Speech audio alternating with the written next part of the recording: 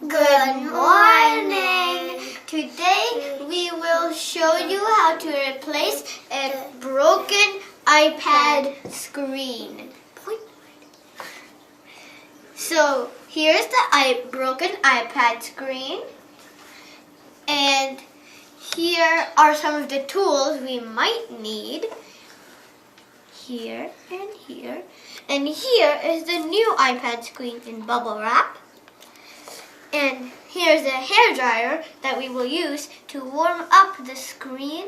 And here we're going to open the prying tools. The prying tools. Here are the prying tools. We will not be using we'll be using these two, not most of these tools. We're going to first start heating up the screen. So heat up about for a minute.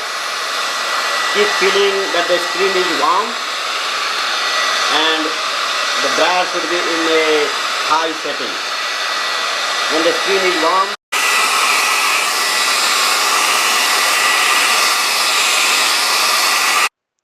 next we take a prying tool and then start from one corner and go start prying from one end to another. You have to be very careful when you reach the left side of the screen, assuming the home button at the bottom, so as not to break the digitizer cable. And that's the part where you have to be very careful.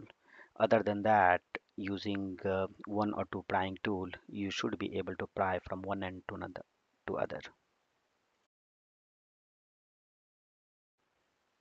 Once the glass screen or digitizer is completely pried up, lift it up gently and stand it up at an 90-degree angle with some backing or something on the back so that it does not fall down.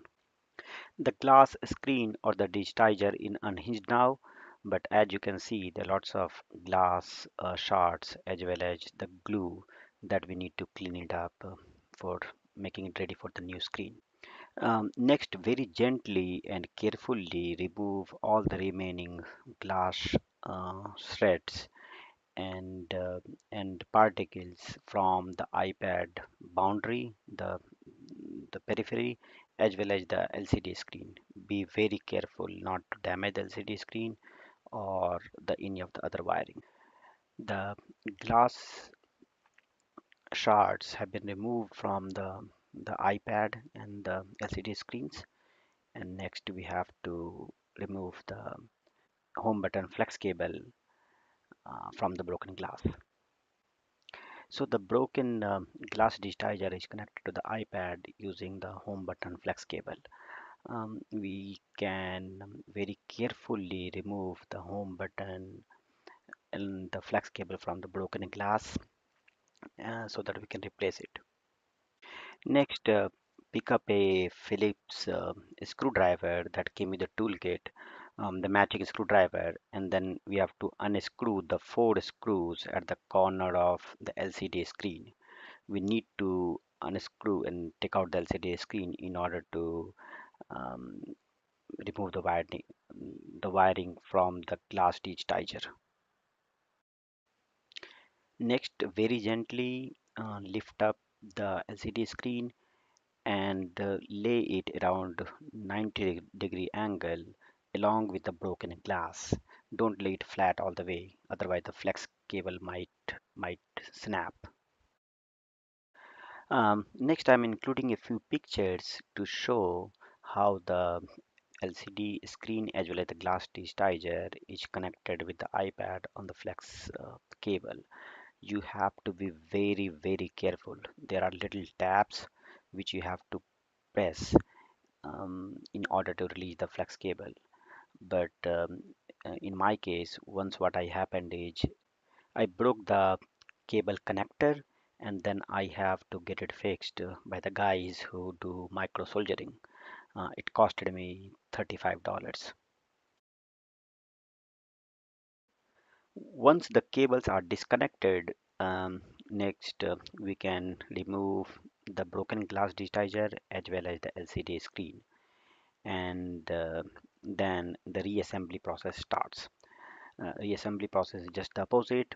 That means we will first do the home button connection, and after then we will connect the flex cable for for the glass digitizer, and then we will connect the flex cable for the LCD screen, and then we'll put the LCD screen back in, screws the four screws, and then we'll glue the glass digitizer back with a double-sided tape.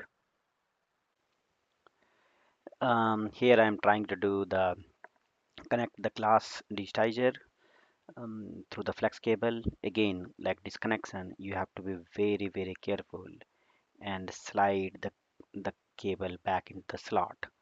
Be very careful not to break it.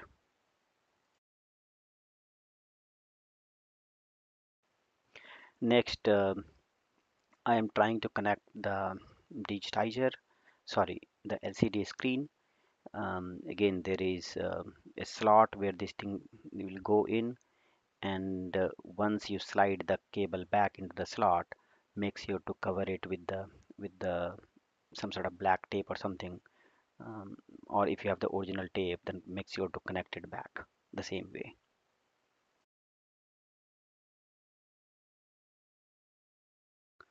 With the LCD screen back in place and the glass digitizer connected to the iPad, next we try to connect to the home button and the home button flex cable using the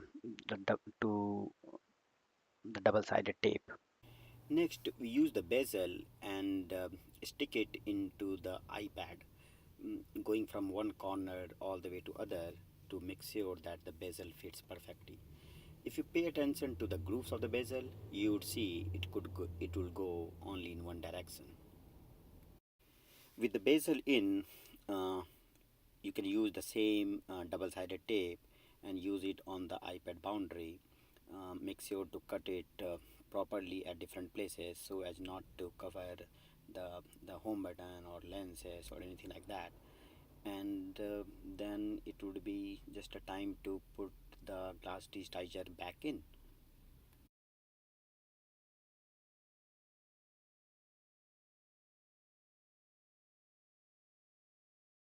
Finally, we have fixed the iPad. It is all ready, as you can see, with the new screen. Now let's turn it on. It's gonna take a minute to turn on, but it's gonna turn on. Password. Okay.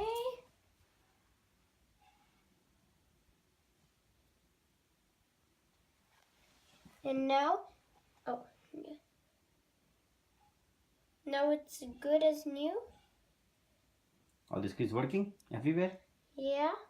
Let's tap on a little thing. Let's type in Chrome. Just type ABCD, whatever you want. Let's go to an actual app so we can show them the app works. Netflix. How about Netflix?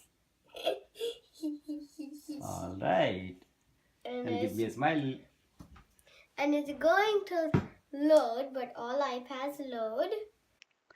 And that's pretty much it. The iPad works with the new screen, and altogether it costed me around maybe 25 to $30.